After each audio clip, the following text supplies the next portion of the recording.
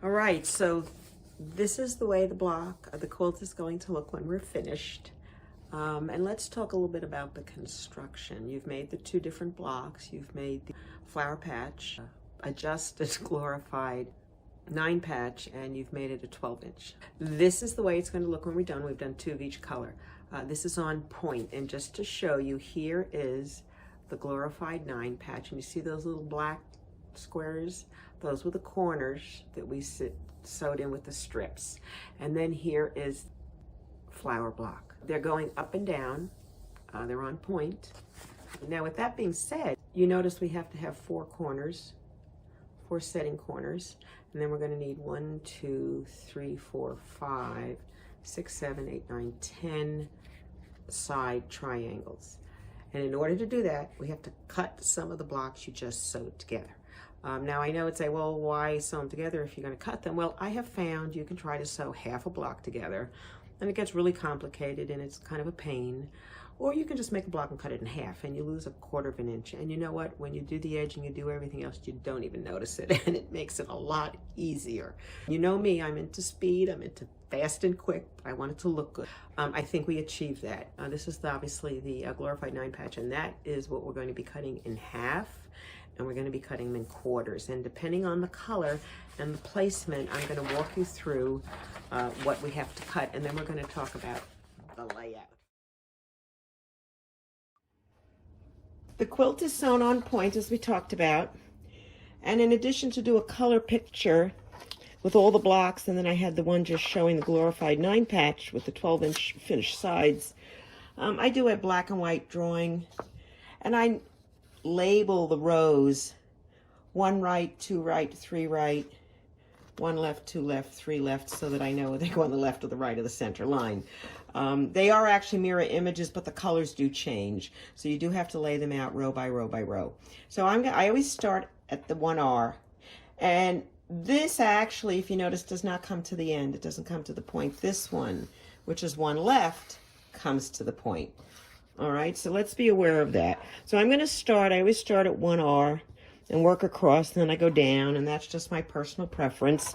You can start anywhere you want. You can start at the end and go over, but this is the way I like to do it. And I'm going to start building from the bottom so that I end up with the correct block on top. So let's just lay them out. I'm going to set this here, and I'm going to start at the bottom of 1R. So I go down, and I look, and it's a side triangle, glorified 9 patch, and that happens to be blue. So the first thing I do is I take the blue and I set it down, and I'm actually going to position it the way it's going to appear in the quilt, because if you look, it's a side and it's a point there. So there's your first one. So it's blue and it's a red flower, so I'm going to lay the red flower down. Then it's a purple or the magenta 9 patch. Then it's a blue flower. In this case, I decided to put the teal. I think these were supposed to be teal, and these are blue because these two look like the same color. I didn't want them together. So anyway, this is my teal. And then I have a blue 9 patch here. Can you see where I'm going? Right up the row.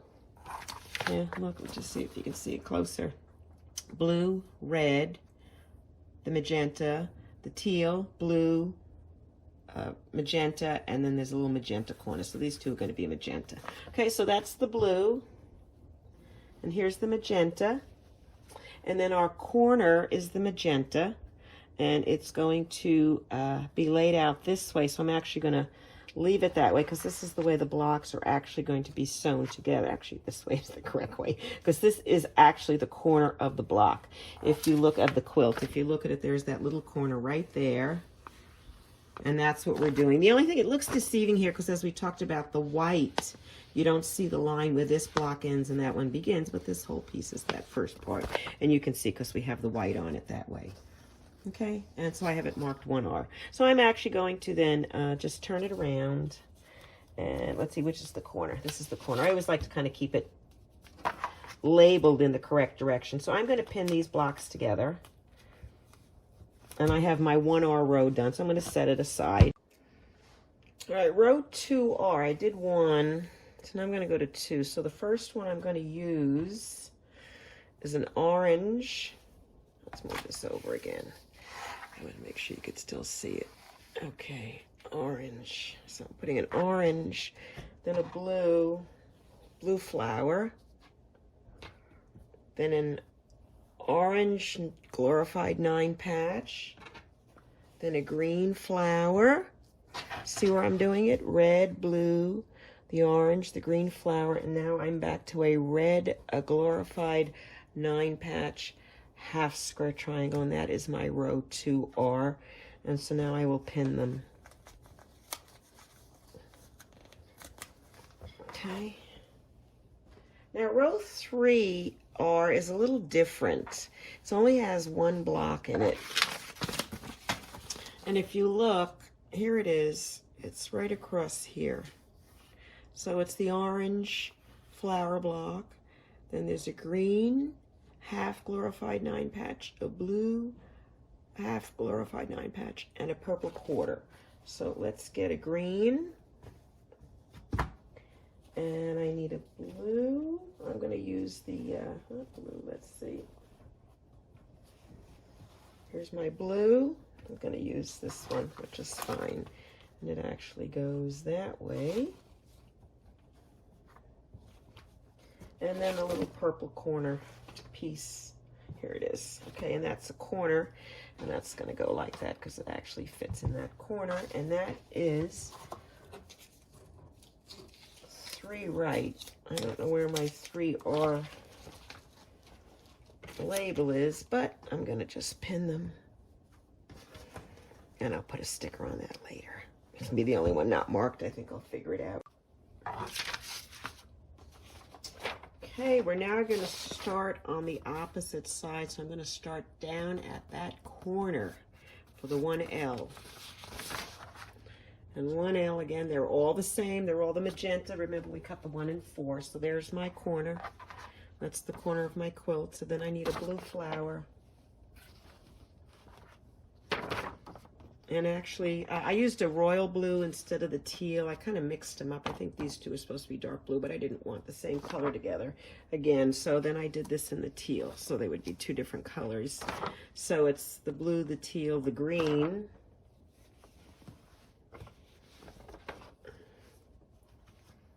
Okay, let's see. Blue, teal, green, green, red, orange. Green, another green, there 2 in a row, but it happens. Green, red, and they're alternating, obviously, flower, Glorified 9 patch, flower, Glorified 9 patch. And the last one is going to be the orange up in the corner, which faces this way, which actually I put it on correctly. So let's get my corner, make sure my corner is also pinned. I like to pin them.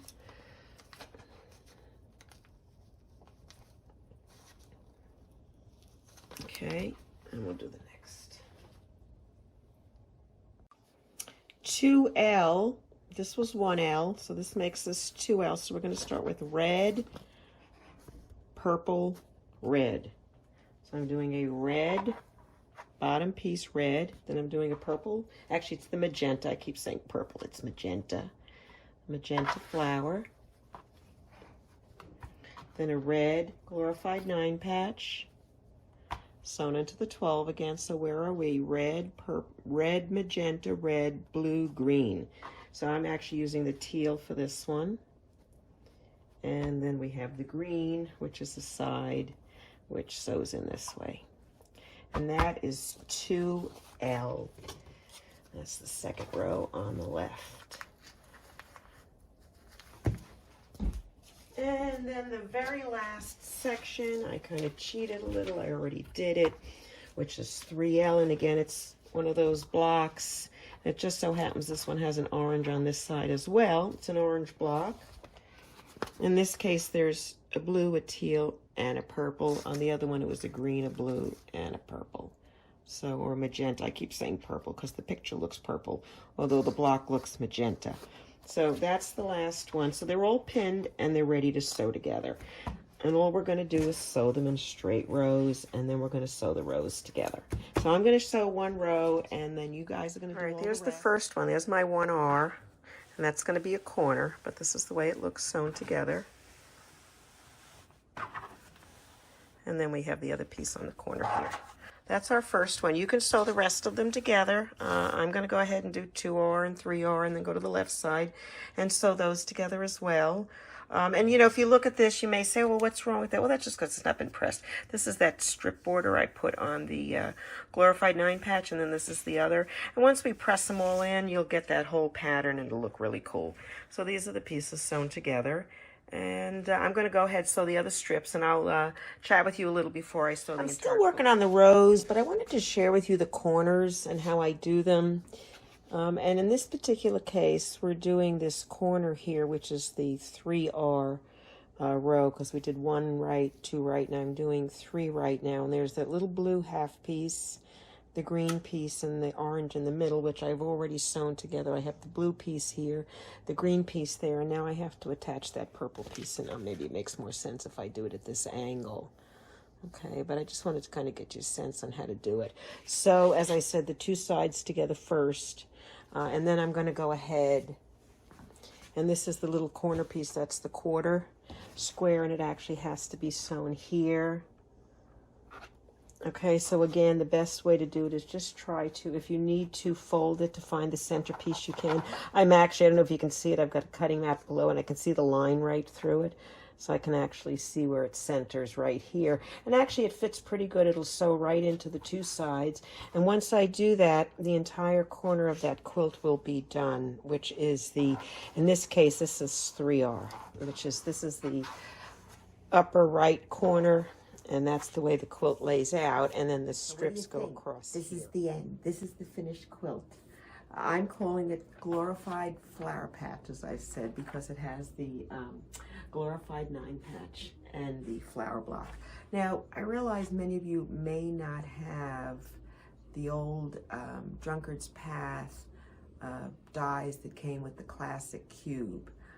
So I've come up with an option. If you want, you can make the same quilt and you get a very similar effect, but instead of using the little Drunkard's Path die, you use 2 half square triangles, which is shape 3 in the 8-inch cube, because we use the pieces from the 8-inch cube to make the 12-inch block. So basically, if you look at this, all you have to do is anywhere there is a Drunkard's Path die, you make a half square, 2 half square triangles. The one side is always white, the other side is always the color.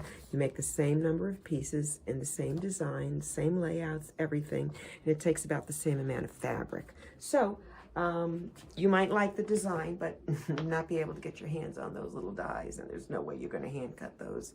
So that's just a tip. I do sell the pattern on Etsy for $8, and there will be information included on the half square triangle and piecing it together, but it's a simple half square triangle block, unit, so you really shouldn't have a problem. Anyway, this is the finished quilt top.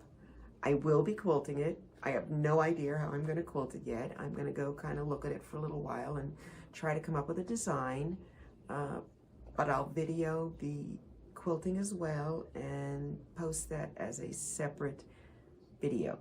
So I hope you like my Glorified Flower Patch, and I'll see you again, and happy quilting. One thing I forgot to mention, which if you've been quilting for any time, you probably noticed it, when we cut those blocks into quarter square triangles and half square triangles, we did create bias, and we did sew the bias to the outside edge. And we did it because we didn't want to make all those blocks individually, because it really would have been a challenge. So I only say that because the edges of the quilt are a little stretchy. I'm planning just to bind it straight from there, and in fact I'll post the binding on it as well.